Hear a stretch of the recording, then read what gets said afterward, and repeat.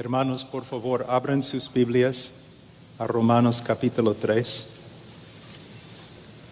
Empezaremos en versículo 23. Pero antes me gustaría decir que es cierto lo que el hermano acaba de decir. No hay hombres o mujeres grandes de Dios. Nunca ha habido, nunca habrá. Solamente hombres y mujeres pequeños, débiles, necesitados de un Dios grande, misericordioso, clemente, abundante en amor.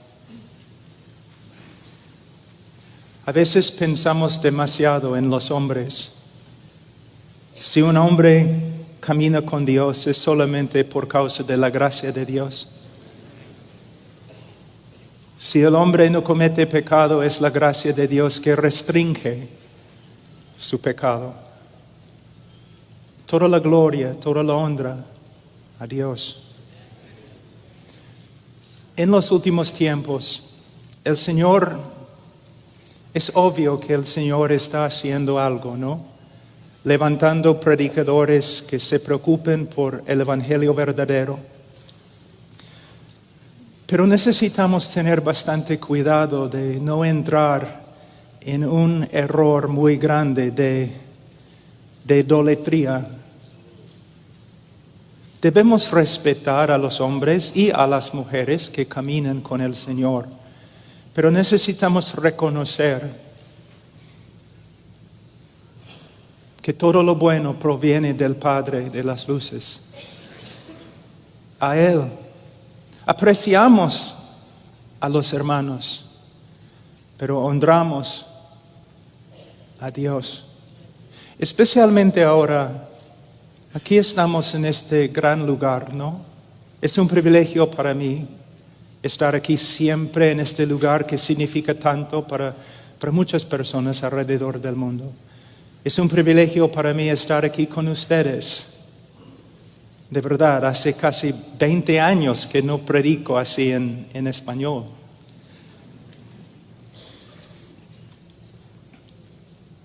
Pero necesitamos darnos cuenta que estamos aquí para ver más de Jesucristo y más de su evangelio. Hermanos, ¿se dan cuenta que a través de la historia de la obra redentora de Dios ha habido personas más nobles que nosotros? Sabios, reyes, maestros, profetas, que buscaban, que anhelaban ver lo que hemos visto.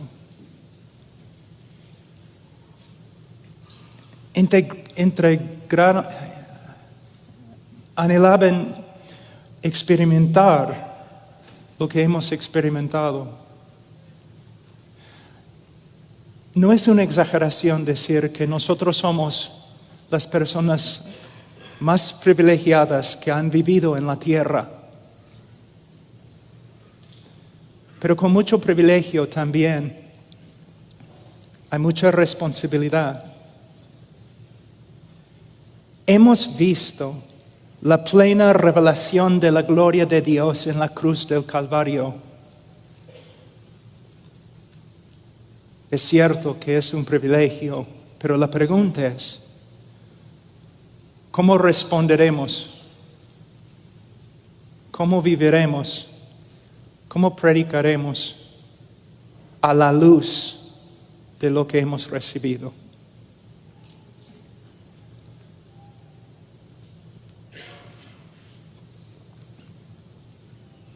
A veces cuando digo a una congregación que voy a enseñar sobre el evangelio, ellos me miran como, ¿por qué? Ya conocemos el evangelio.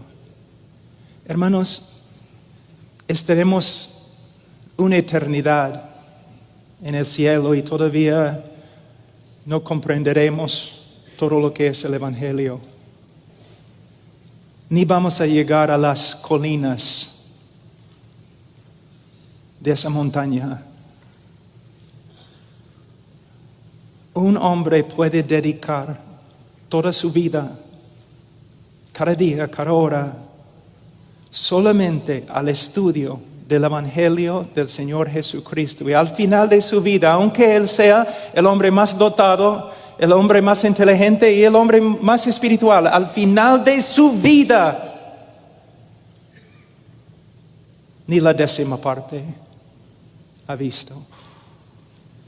Pero esta es nuestra tarea como predicadores. Muchos piensan que la tarea más grande del predicador es predicar. No. La tarea más grande del predicador es profundizar la revelación más grande de Dios en la persona de Jesucristo y luego predicar. Como voy a explicar en mi sermón, en el día de hoy el mundo y la iglesia sufren de un evangelio superficial, predicado por hombres superficiales, con doctrina superficial. Hemos recibido, hermanos, una mayordomía más grande que los reyes y los presidentes. Y tenemos que responder correctamente con temor.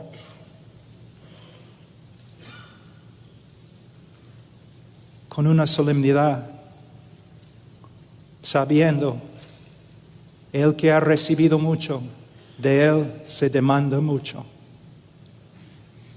Ahora, vamos a Romanos capítulo 3, versículo 23. Por cuanto todos pecaron y no alcanzan la gloria de Dios, siendo justificados gratuitamente por su gracia por medio de la redención que es en Cristo Jesús, a quien Dios exhibió públicamente como propiciación por su sangre a través de la fe, como demostración de su justicia, porque en su tolerancia Dios pasó por alto los pecados cometidos anteriormente, para demostrar en este tiempo su justicia, a fin de que Él sea justo y sea Él que justifica al que tiene fe en Jesús. ¿Dónde está pues la jactancia? Queda excluida. Queda excluida. Oremos.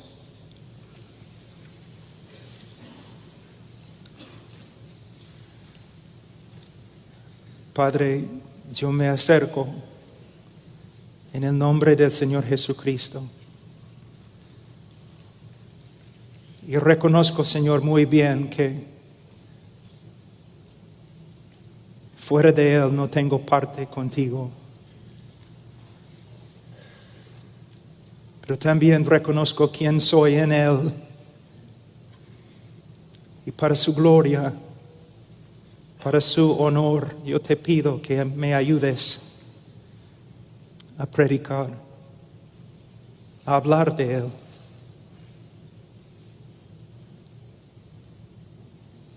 Señor, aun cuando predico en mi propio idioma, cuando hablo de Él, mi sermón es patético. Cuánto más te necesito hoy. Solo quiero, Señor, que Él sea glorificado. A Él, a Él, a Él. A tu Hijo sea la gloria. A Él. A través de su cruz. En nombre de Cristo Jesús. Amén. Antes que empecemos, me gustaría saber a qué hora tengo que terminar. No hay reloj aquí. Ok. ¿Puedes así para mí? Oh, ya. porque si no voy a predicar 5 horas. La palabra evangelio proviene de una palabra griega que significa buenas o gratas noticias. Son las mejores noticias, las mejores. Este mensaje tiene preeminencia. No es un mensaje entre mensajes, hermano. Es el mensaje de todos los mensajes. Y el evangelio, de verdad, buenas noticias, pero necesitamos darnos cuenta que para entender las buenas noticias, también tenemos que entender las malas noticias. Y este es un problema en el día de hoy. Si amamos a los hombres, vamos a decirles la verdad acerca de su condición ante Dios. Si no predicamos con respecto al pecado, si no nos esforzamos a predicar bíblicamente acerca del pecado, es una de las demostraciones más grandes que nosotros nos amamos a nosotros mismos y no a los demás. Si yo te amo, si soy un hombre de integridad, si soy un médico de integridad y me doy cuenta que tú tienes cáncer, yo tengo que darte las malas noticias, y si no, soy hipócrita. Soy un monstruo de iniquidad. Hay muchos pastores y predicadores en el día de hoy que predican como predican porque se aman a sí mismos y no a la congregación y no a los pecadores. Entonces nosotros tenemos que dar lugar a la necesidad de explicar a los hombres que son pecadores. Los antiguos predicadores eran así. Ellos predicaban la ley, ellos predicaban la santidad de Dios, ellos usaron todo lo que pudieron encontrar en las Escrituras para demostrar, para convencer a todos que son pecadores, porque solamente el pecador busca salvación. Y solo el pecador puede glorificar a Dios, de verdad, por medio de recibir la gracia que ahora sabe que necesita. No debemos ser hombres rudos, enojados. Debemos ser hombres misericordiosos, clementes, llenos de amor, pero a la vez nosotros en amor tenemos que explicar, mostrar a los hombres que son pecadores.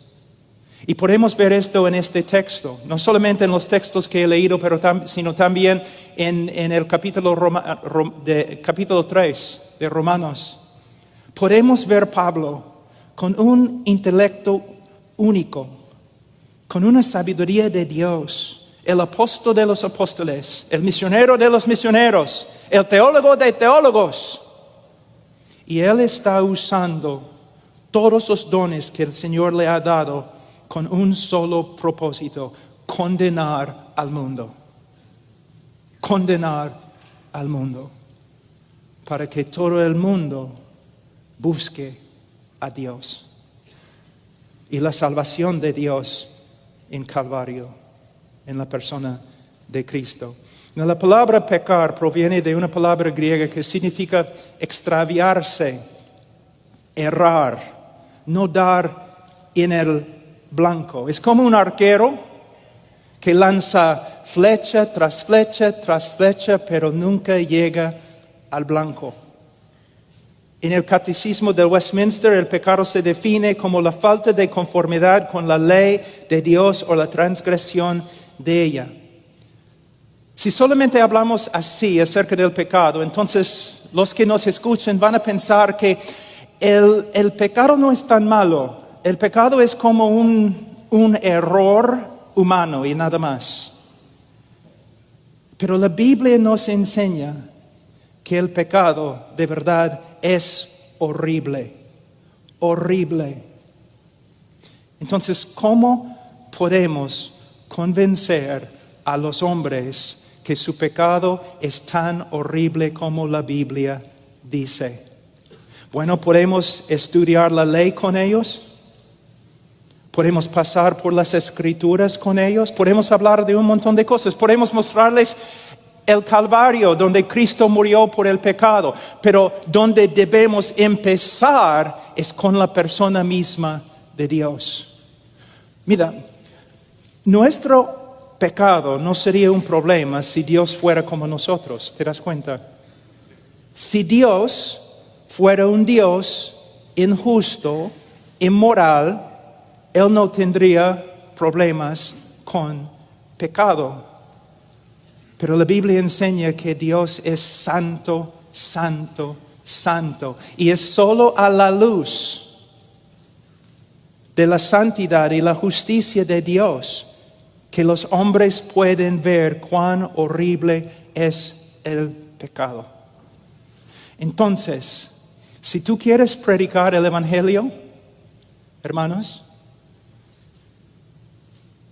si quieren predicar el Evangelio, ustedes tienen que enseñar quién es Dios.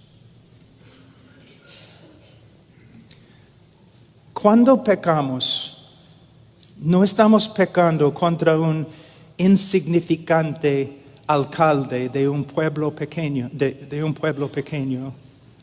Cuando pecamos, estamos pecando contra el Creador del universo, el Rey de los reyes y el Señor de los señores, el Creador y sustentador de todo lo que hay. Les voy a dar un ejemplo, una ilustración que tengo aquí. Durante la creación del mundo, Dios mandó a las estrellas que se pusieran en su lugar en el espacio y todas las estrellas le obedecieron. Él mandó a los planetas que giren en el círculo que Él había marcado para cada uno y le obedecieron. Él mandó a las montañas que se levantaran y Él mandó a las valles que se bajaran y todos le obedecieron. Él gritó al mar: tú vendrás hasta este límite y no pasarás. Y el mar se sometió y le adoró.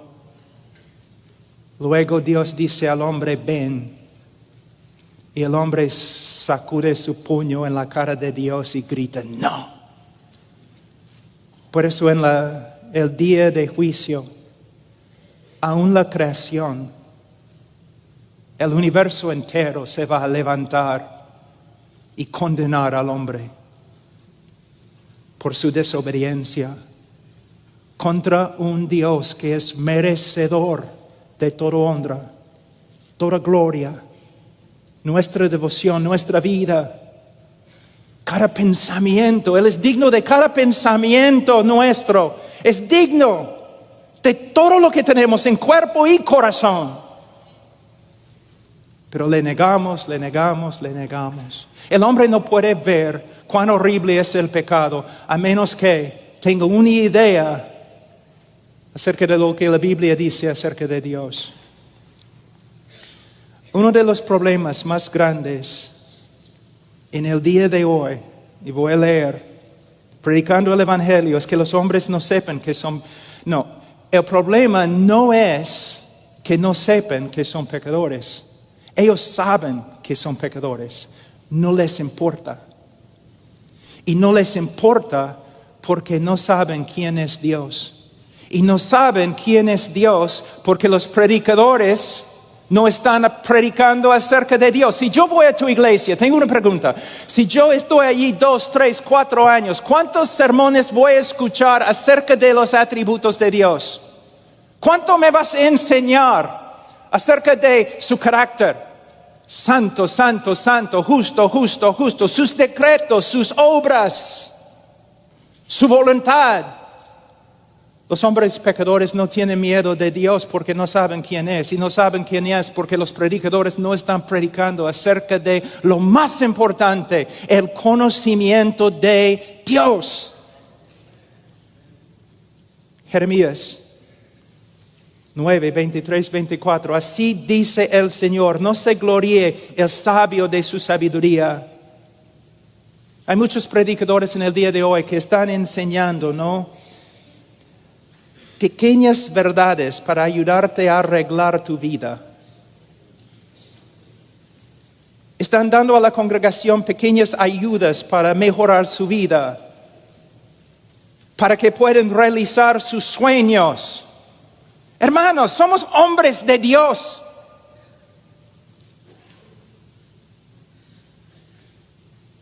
Y nuestra tarea principal es enseñar a los hombres quién es Dios. No se gloríe el sabio de su sabiduría, ni se gloríe el poderoso en su poder, ni el rico se gloríe de su riqueza. Mas el que se gloríe, gloríese de esto, de que me entiende y me conoce. Me entiende y me conoce. Estamos viendo los dos lados de una verdad muy importante.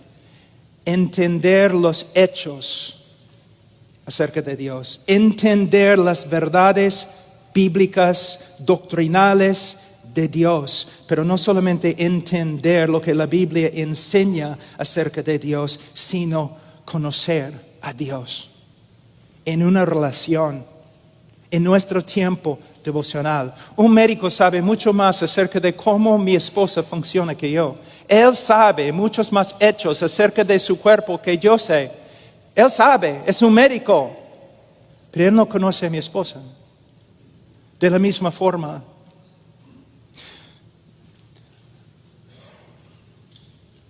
todos nosotros debemos estudiar las Escrituras más. Debemos dejar de correr por todas partes haciendo un montón de cosas que no importan y debemos dedicarnos a estudiar las Escrituras. Horas y horas. No estoy hablando de minutos y minutos y no estoy hablando de simplemente para preparar sermones. Estoy hablando de estudiar las Escrituras para conocer a Dios y para ser transformado por Él. Pero el estudio de las Escrituras es más que simplemente aprender información. Es una relación. Una vida devocional. Oración privada. Si voy a ser un hombre de Dios, yo debo pasar más tiempo con Dios que con los demás. Para que cuando yo salga para hablar con la gente, la palabra de Dios sale de mi boca. Hablando del Evangelio, hermanos, el problema muchas veces somos nosotros, pastores, que no pueden sentarse a los pies de Dios y estudiar su palabra. Necesitamos ser hombres que conocen muy bien a Dios, que temen a Dios, que aman a Dios. Hombres que viven en su presencia. Para que cuando hablamos de los atributos de Dios, su santidad, su justicia, su amor, su misericordia, su ira,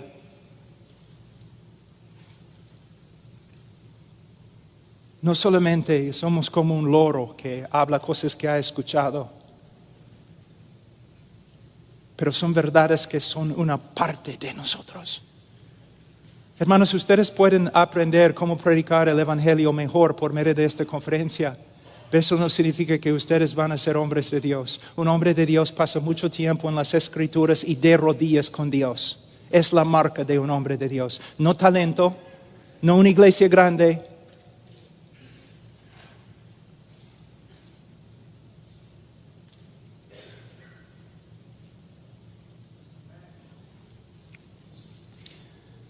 El que se gloríe, gloríese de esto, de que me entiende y me conoce, pues yo soy el Señor que hago misericordia, derecho y justicia en la tierra, porque en estas cosas me complazco, declara el Señor, tu ambición más grande debe ser, si quieres ser un predicador del Evangelio, tu ambición más grande debe ser el conocimiento de Dios. Conocimiento teológico y conocimiento personal. Tú no solamente estudias acerca de Dios, tú andas con Él. En las noches, cuando no puedes dormir, en la vigilia, cuando nadie más se mueve, a solas con Él.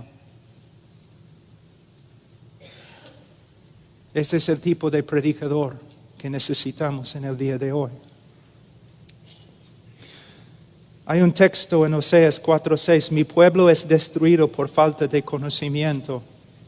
Por cuanto tú has rechazado el conocimiento, yo también te rechazaré para que no seas mi sacerdote. Como has olvidado la ley de tu Dios, yo también me olvidaré de tus hijos. ¿Cuál fue el crimen más grande de Israel? Una falta de conocimiento de Dios. Y los padres, los sacerdotes, los maestros en Israel, ellos eran básicamente ignorantes de la revelación de Dios.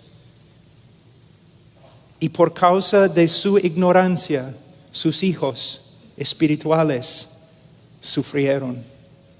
En el día de hoy yo voy a muchas iglesias donde yo veo una congregación sufriendo porque no tienen conocimiento de Dios. Y no tienen conocimiento de Dios porque sus pastores no están predicando acerca de Dios. Y no están predicando acerca de Dios porque no estudian a Dios. Y no estudian a Dios porque no les importa. Y una conferencia acerca de evangelismo no va a cambiar este problema, sino pastores y predicadores arrepintiéndose y corriendo de nuevo donde empezaron, regresando a donde empezaron, a los pies de Dios, viviendo para conocerlo. 1 Corintios 15, 34, un texto que es tan importante, pero muchas veces se pasa por alto. 1 Corintios 15, 34, sed sobrios como conviene y dejad de pecar, porque algunos no tienen conocimiento de Dios, para vergüenza vuestra lo digo. ¿Pueden ver lo que Pablo está diciendo? Hay una relación directa entre una falta de conocimiento de Dios, y la moralidad de una congregación.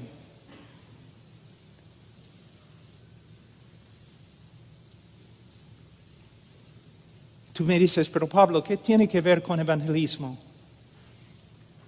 Con el evangelio. O lo que se aplica a la iglesia también se aplica a los incrédulos.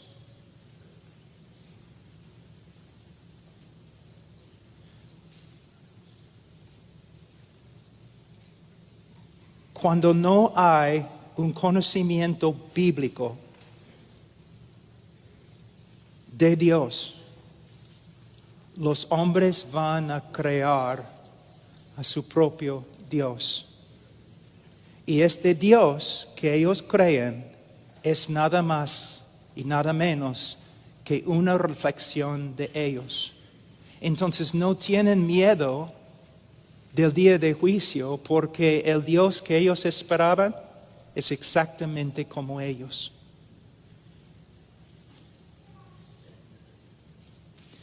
En el Antiguo Testamento, en el Nuevo Testamento, para el mundo perdido y para la iglesia de creyentes, la necesidad más grande es la misma. Hombres que conocen a su Dios y que predican su Dios a los demás. Cuando estoy evangelizando en el avión o en un bus o predicando en la calle, ¿dónde empiezo? ¿Con el pecado del hombre? Nunca. Empiezo con quién es Dios. Voy a darles una ilustración o voy a intentarlo porque no se encuentra en mis notas. Imagínense un mafioso arrestado en la cárcel, tiene que comparecer ante el tribunal, ante el juez, y el día de su juicio llega y él está totalmente tranquilo. Está feliz el hombre, no tiene ningún problema en el mundo, está feliz.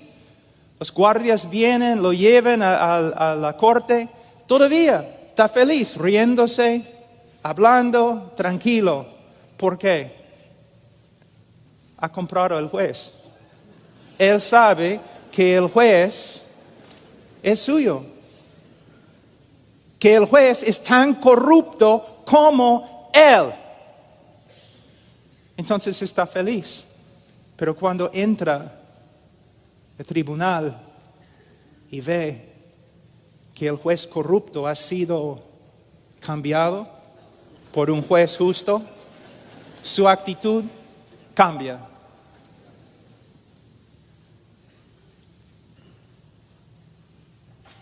Este es el trabajo del predicador.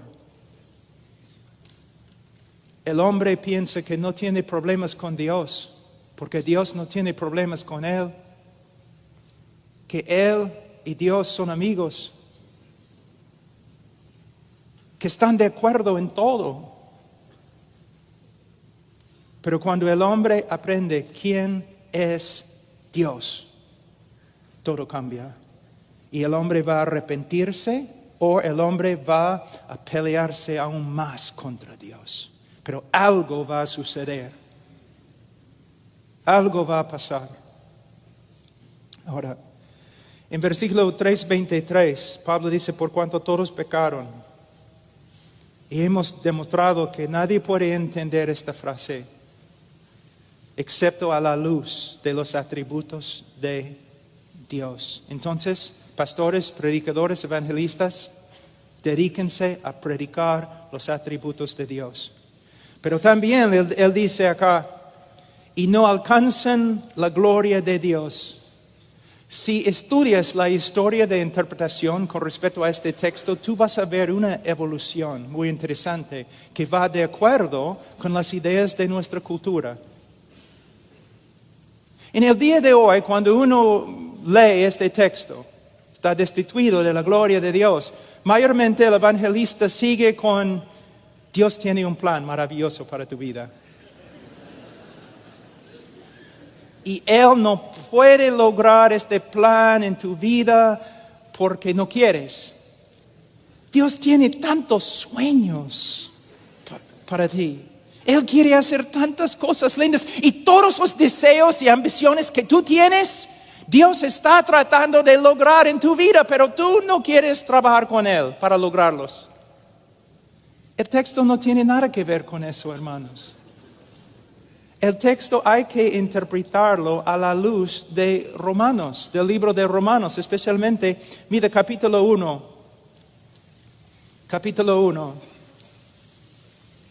versículo 21. Pues aunque conocían a Dios, no le honraron como a Dios, ni le dieron gracias, sino que se hicieron vanos en sus razonamientos y su necio corazón fue entenebrecido. El hombre fue creado no para realizar sueños humanistas y carnales y personales. El hombre fue creado para la gloria de Dios y para servir a Dios conforme a su voluntad. Y es solo en perseguir este propósito el hombre haya vida y paz y propósito. Agustín dijo, Señor, tú nos has hecho para ti y solo hallaremos descanso si descansamos en ti. Hermanos, no solamente tenemos que enseñar a los hombres que son pecadores, y no solamente tenemos que enseñarles quién es Dios, sino también nosotros tenemos que enseñarles la vanidad de la vida separada de Dios. Es una vanidad absoluta, patética.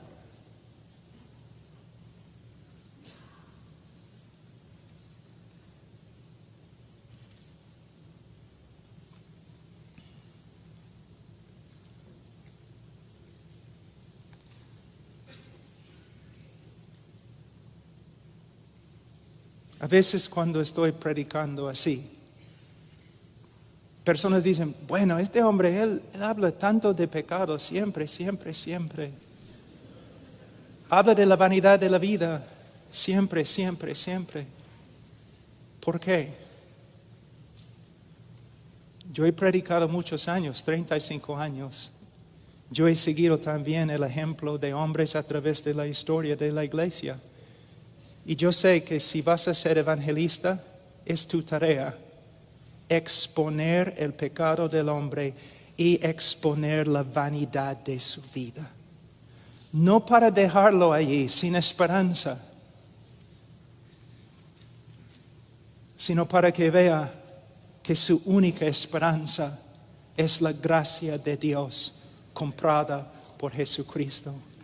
Cuando yo voy a un lugar, si estoy predicando en la calle o predicando en una universidad, mi trabajo principal es arruinar la fiesta. Es mi trabajo principal para mostrarles luego la verdadera vida. La verdadera vida. Mi mamá murió de cáncer, una cristiana, una croata, una cristiana muy fiel, pero muy fuerte voluntad, casi como una latina, muy fuerte voluntad.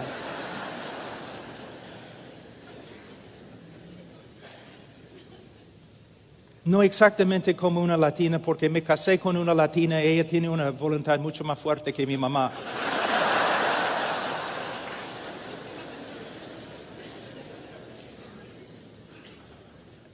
Pero el doctor, no, a veces hay doctores que no son buenos, ¿no? Que no se preocupen por sus pacientes, pero este doctor era distinto. De verdad se preocupaba por mi mamá. Se notaba que amaba a mi mamá. Y él sabía que mi mamá era muy fuerte de voluntad. Entonces, él sabía que ella no iba a aceptar su diagnóstico. Entonces, él entró en la oficina con varias evidencias, un montón de evidencias. Y él dijo, señora Washer, tengo que decirte, tú tienes cáncer y es muy grave y tenemos que actuar ahora. Y ella dijo, yo no tengo cáncer. Yo trabajo en el campo, con vacas, mi jardín, yo no tengo cáncer, yo soy más fuerte que tú. Well, señora Washer, aquí es la primera evidencia, los rayos X. Y aquí hay otra evidencia, y aquí hay otra evidencia, y otra evidencia. El hombre estaba contristando a mi mamá, haciéndole daño, destruyendo su día. Mi mamá empezó a llorar. Al final ella está llorando y llorando y llorando. ¿Qué voy a hacer? Soy su hijo sentado a su lado. ¿Voy a pegar al médico? Porque ha hecho que mi mamá llorara, ¿no? Yo amaba, respetaba al médico. ¿Por qué? Él estaba diciéndole cosas muy difíciles. Porque él era un médico de verdad. Y él sabía que el único camino a su salvación, principal, para empezar en su camino a la salvación, ella tenía que reconocer que estaba muriendo. De la misma forma, cuando predico a los hombres, especialmente en la calle, no voy a ser rudo o enojado, cortante con ellos, pero poco a poco yo voy presentando las evidencias, destruyendo los argumentos, rompiendo, cortando la insulación alrededor de ellos, hasta que comienzan a ver, caramba, estoy perdido, mi vida no tiene sentido. Y a veces, hermanos, horas, a veces días, a veces meses con una persona hasta que vea. Este es el trabajo del evangelista, la verdadera predicación del evangelio. Pero tengo que decir algo, en el día de hoy también yo veo a muchos predicadores que cuando predican acerca del pecado del hombre, cuando llaman a los hombres pecadores, no lo hacen con amor en su corazón, no lo hacen con lágrimas, no lo hacen con un corazón quebrantado, no, como hombres enojados, orgullosos.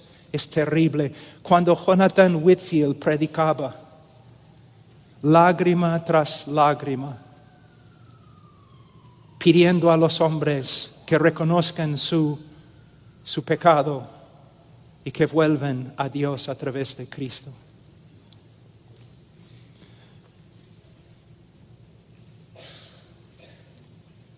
Voy a ver algunos textos simplemente para mostrarles cómo debemos usar las Escrituras para convencer a los hombres que son pecadores. Posiblemente tú me vas a decir, pero Pablo, el Espíritu Santo tiene que convencer. Yo sé. Pero también es nuestra tarea usar las Escrituras como una espada.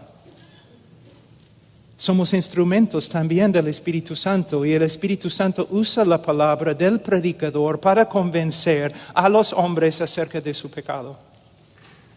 Vamos a Génesis 6:5.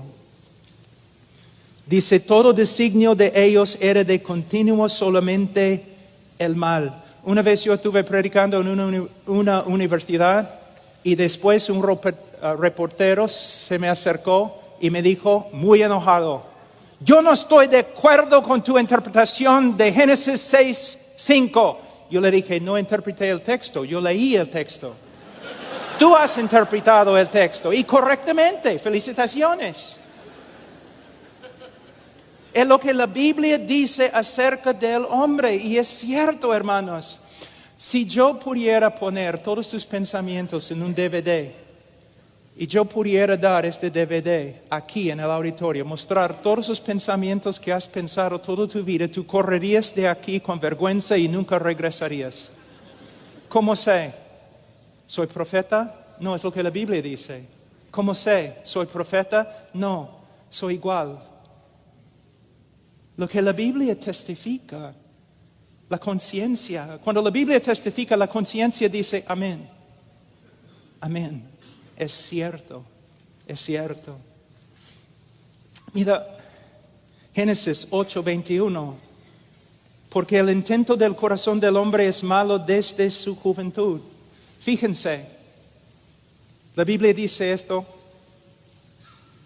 acerca de todos nosotros, que Génesis 8:21, porque el intento del corazón del hombre es malo desde su juventud. La palabra juventud acá no simplemente se refiere a un adolescente o un joven, también puede referirse a un niño, a un niño.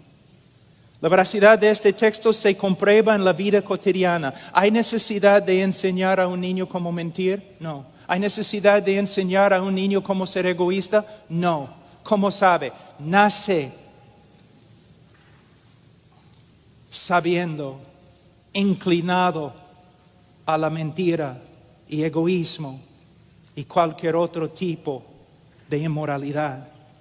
Una vez yo estaba caminando en la ribera del río Amazonas, en Perú, como 3 horas de Iquitos, donde el Amazonas empieza.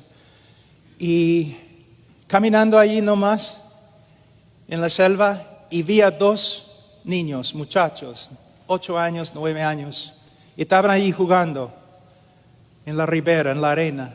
Y yo pensaba, erróneamente, qué lindo, ¿no? 2 niños tan inocentes, separados de la corrupción del mundo, viviendo aquí en la selva. Qué lindo. Yo seguí caminando. Después de como 5 minutos decidí volver. Ya. ¿Qué encontré? Los 2 niños peleando a muerte.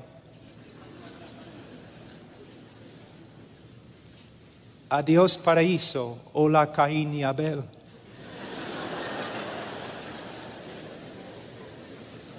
Imagínense un niño un ratito, y lo pones en un cuarto con los mejores juguetes del mundo, los mejores juguetes que existen. Y tú le das juguete tras juguete hasta que encuentras el juguete que no le gusta. Él bota el juguete, tú lo pones en sus brazos de nuevo. Él bota el juguete, tú lo pones en su brazo. ¿Cómo puedes cambiar la actitud del niño con respecto al juguete que odia? Solamente tienes que traer otro niño. Y sentar el otro niño enfrente al primer niño. Y poner en sus brazos el juguete. ¿Qué va a pasar? La tercera guerra mundial. Y hermanos, toda la historia, toda la literatura secular y clásica, toda la filosofía, aún de los hombres, por supuesto la conciencia, las escrituras, los periódicos hasta el día de hoy testifican que el hombre es pecador. Pero el hombre no es pecador porque peca, sino peca porque es pecador por naturaleza. El texto clásico es Salmo 51:5. He aquí en maldad he sido formado y en pecado me concibió mi madre. Ahora, una ilustración más y vamos a ir, si tenemos tiempo, a la respuesta de Dios con respecto a nuestro pecado. En Isaías 64:6, la Biblia dice: si bien todos nosotros somos como suciedad y todas nuestras justicias como trapo de inmundicia, y caímos todos nosotros como la hoja y nuestras maldades nos llevaron como viento. Yo he trabajado con los leprosos. La lepra es una enfermedad muy, muy grave. Vamos a decir que tenemos un leproso con nosotros hoy. Olemos su hedor, podemos ver la sangre y el pus saliendo de su cuerpo. Es una escena que ni el más fuerte puede aguantar. Es algo horrible, hermano. Pero vamos a decir que nosotros decidimos ayudarle. Entonces mandamos a una persona y él va a una tienda muy, muy fina aquí en Los Ángeles y compra una ropa de seda muy, muy exquisita, o una tela de seda. Y regresa y nosotros envolvemos al leproso en la tela. Por un segundo se ve bonito. Pero ¿qué va a pasar? La corrupción de su cuerpo va a sangrar por la tela. Y la tela va a llegar a ser tan corrupta como el hombre mismo. Esta es la razón por la cual el hombre no se salva por las obras. Porque sus obras salen de una naturaleza corrupta.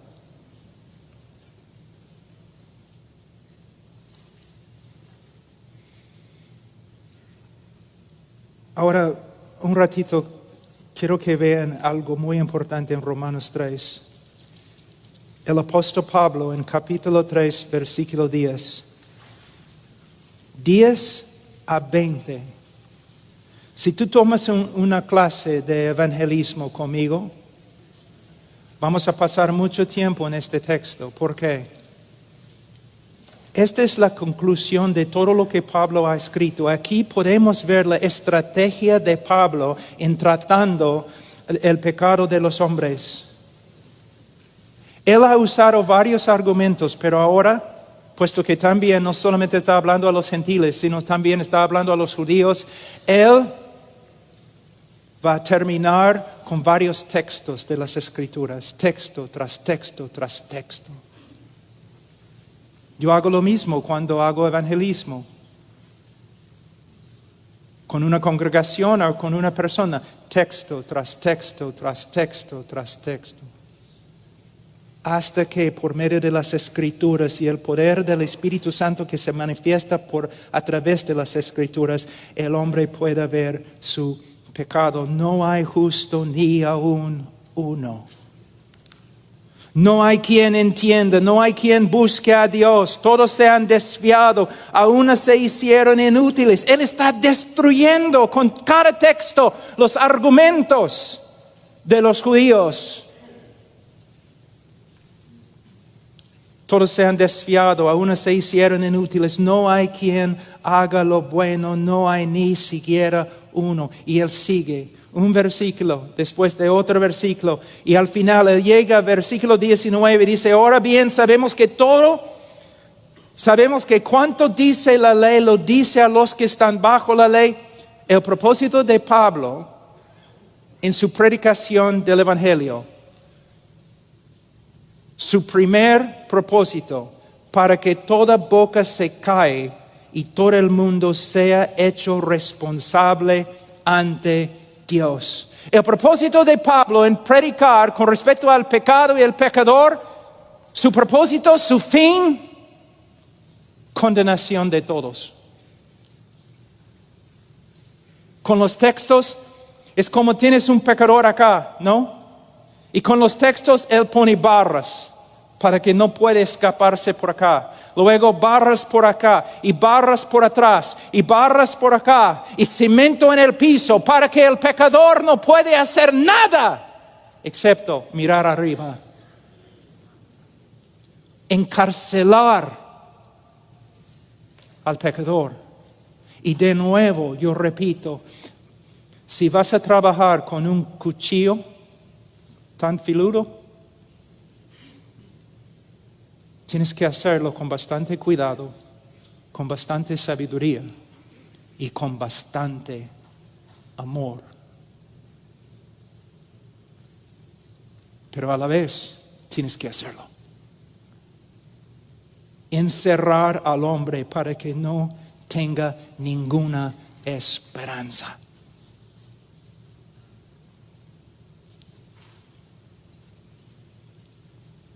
Hay una historia de Duncan Campbell durante un avivamiento en Europa. Y había un pecador notorio, un monstruo de iniquidad que vivía en los campos. Y un día, durante una prédica de Duncan Campbell, su esposa llegó y dijo, tienes que venir a la chacra. ¿Qué es la palabra en... Los peruanos dicen chacra, hacienda. Tienes que venir a la hacienda. Y Duncan Campbell preguntó, ¿por qué? Mi esposo. Algo ha pasado a mi esposo. Entonces él llegó. Y en las casas antiguas en Estados Unidos y también en Europa, hay puertas afuera que llegan al sótano, ¿no? Y mayormente son grandes. Y abres las puertas así, donde puedes mirar dentro del sótano y puedes ver hasta los cimientos de la casa. Y el hombre estaba allí, había agarrado una de las columnas y estaban gritando, ¿no? El Espíritu Santo estaba trabajando y estaba ahí gritando, aferrándose a la columna, diciendo, soy pecador, soy pecador. El infierno se abre, voy a morir.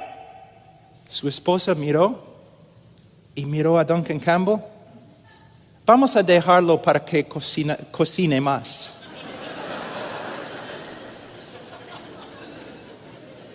Hermanos, los antiguos predicadores hicieron lo mismo. Muchas veces no pasamos suficiente tiempo operando haciendo cirugía con la palabra de Dios para que los hombres sepan de verdad que necesitan un Salvador.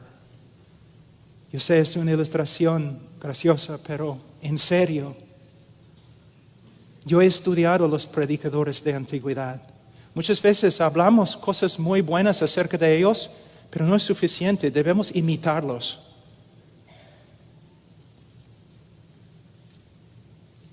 Yo no voy a consolar a un pecador que el Espíritu Santo está turbando. Yo voy a dejarlo.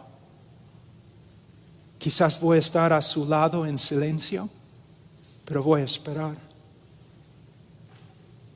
hasta que diga, dame una respuesta. Yo veo claramente mi pecado. Por favor, dime que hay esperanza, que hay salvación en Sion. De nuevo, se necesita sabiduría. Ahora,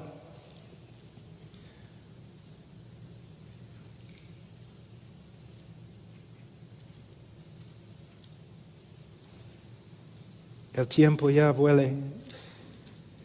Entonces, ¿cuánto tiempo más tengo? 10 minutos, ok. Ahora vamos a ver algo de la respuesta de Dios con respecto al pecado del hombre. En el día de hoy es muy popular decir que Dios ama al pecador y que Dios odia el pecado, pero ama al pecador. Y quiero decirles que esta frase, dentro de esta frase hay verdad. Dios ama al pecador. Y si tú dejas de creer que Dios ama al pecador, entonces por favor también deja el ministerio. Dios ama al pecador. Pero a la vez, si no exponemos bien el texto, llega a comunicar algunas cosas que no son ciertas. Que Dios simplemente ama al pecador y su problema no es con el pecador, sino con el pecado. Y la Biblia enseña lo contrario. Ahora, Salmos 5, 4 y 6. Porque tú no eres un Dios que se complace en la maldad. El mal no mora contigo. Los que se ensalzan no estarán delante de tus ojos. Aborreces a los que hacen iniquidad. Fíjense en la frase. Aborreces a los que hacen iniquidad. Destruyes a los que hablan falsedad. No destruye la falsedad. Él destruye a los que hablan falsedad. Y el Señor abomina al hombre sanguinario y engañador. No dice que Dios simplemente odia el acto de asesinar, sino Dios odia al asesino. Salmos 7, 11 a 13. Dios es juez justo y un Dios que se indigna cada día contra el impío. ¿Cuántas veces yo he escuchado a evangelistas ante una congregación o una campaña diciendo lo siguiente? Lo primero que quiero que ustedes comprendan es que Dios no está enojado con ustedes.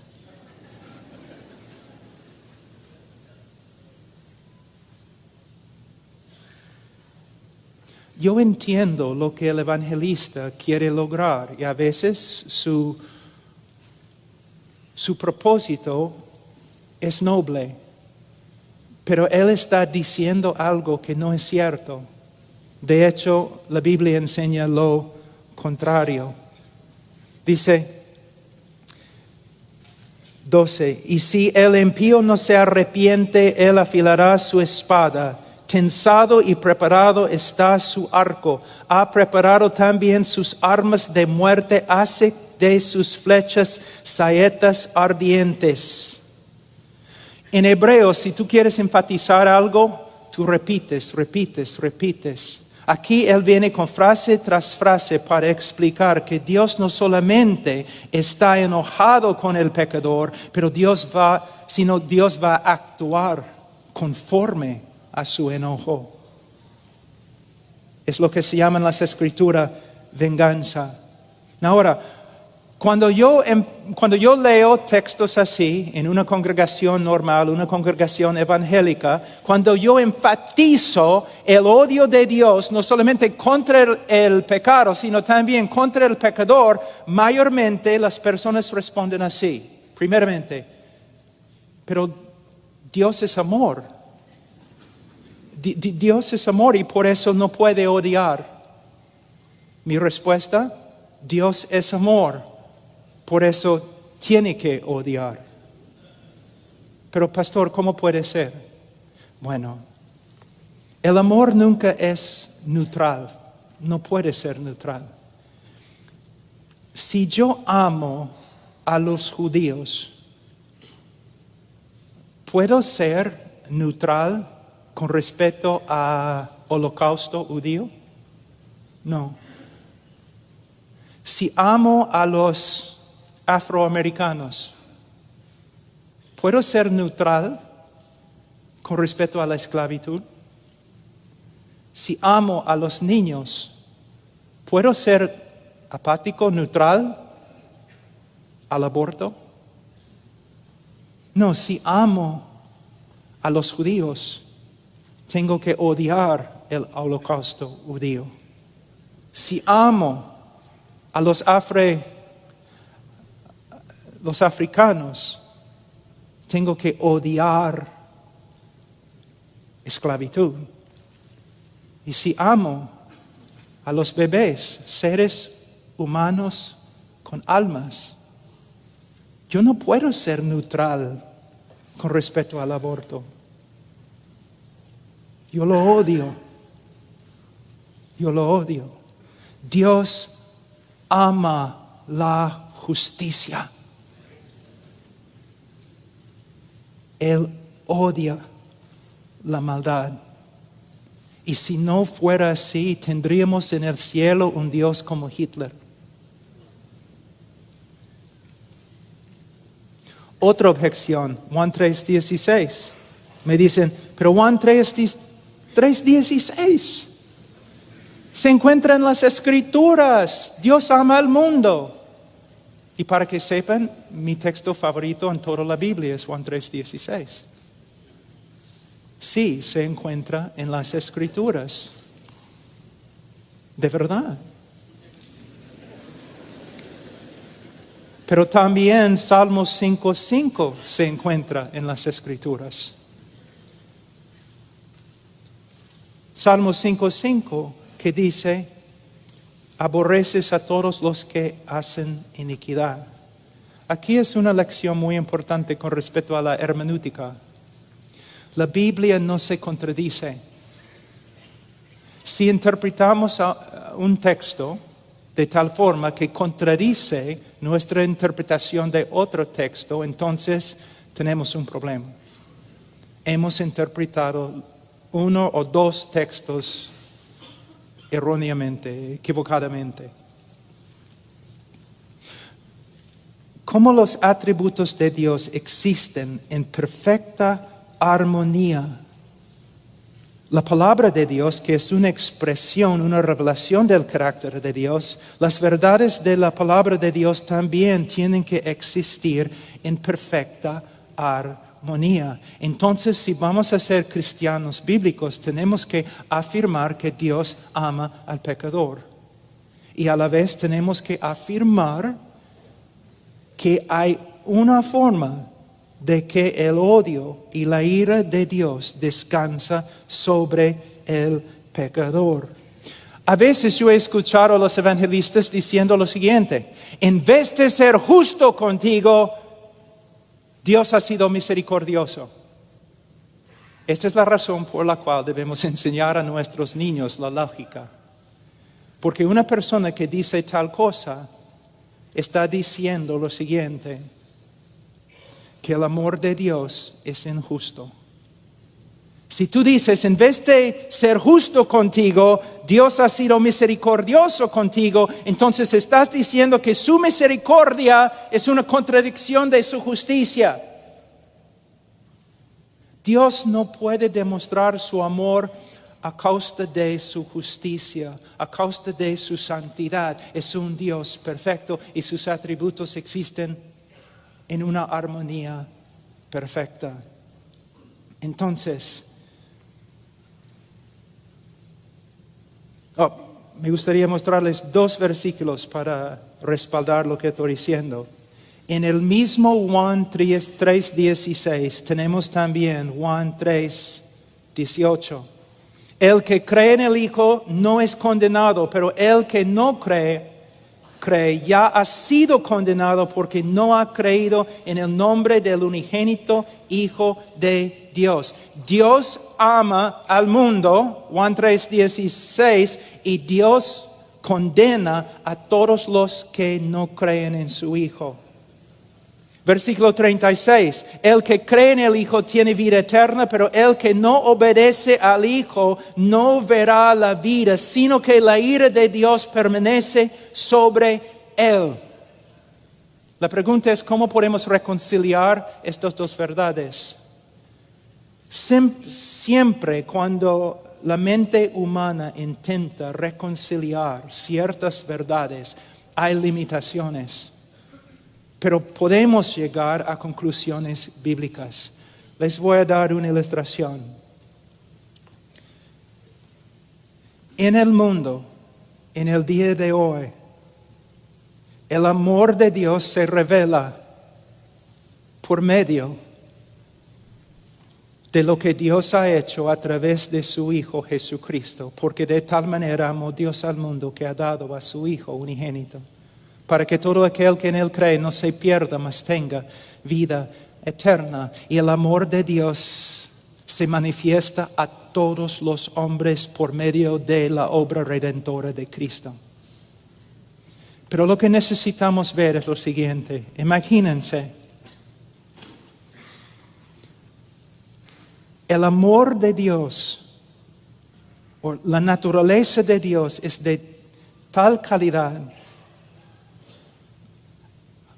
Hay tanta gloria, infinita gloria, más allá que nuestra comprensión, que Él puede amar aún los objetos de su ira.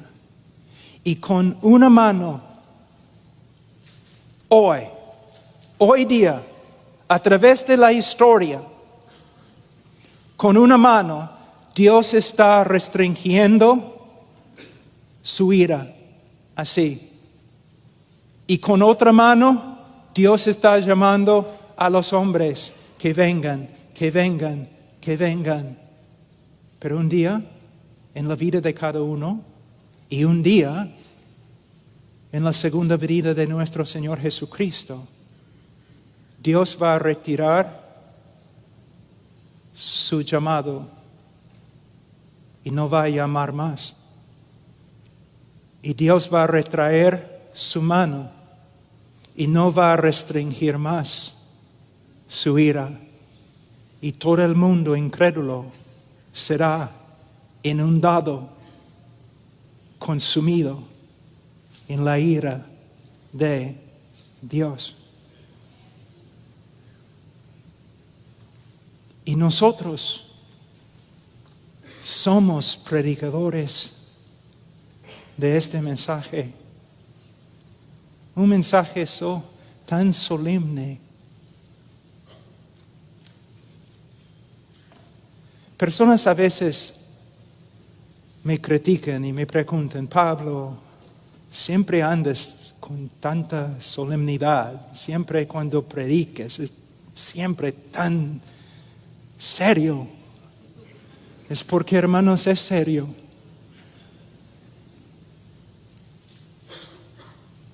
No estoy aquí para que tú realices tu mejor vida ahora. Estoy aquí porque es un asunto de vida y muerte, vida eterna y muerte eterna. Termino. Mañana vamos a hablar de la cruz y cómo en la cruz todos los atributos de Dios se armonizan en su manifestación. Pero pastores, predicadores, escúchenme. Nuestro privilegio es grande. Nuestra mayordomía es terrible. Ay de mí. Ay de mí. ¿Quién es suficiente? ¿Quién es suficiente? Oh, hermanos, viven en la presencia de Dios. Conferencias a veces es muy difícil ser piadoso durante las conferencias, porque siempre estamos escuchando sermones. Nos levantamos en la mañana, no tenemos tiempo para orar o leer la Biblia. Hermanos, nunca, nunca, nunca, nunca deben pasar por alto el primer trabajo de pasar tiempo a solas con Dios. Dios les bendiga.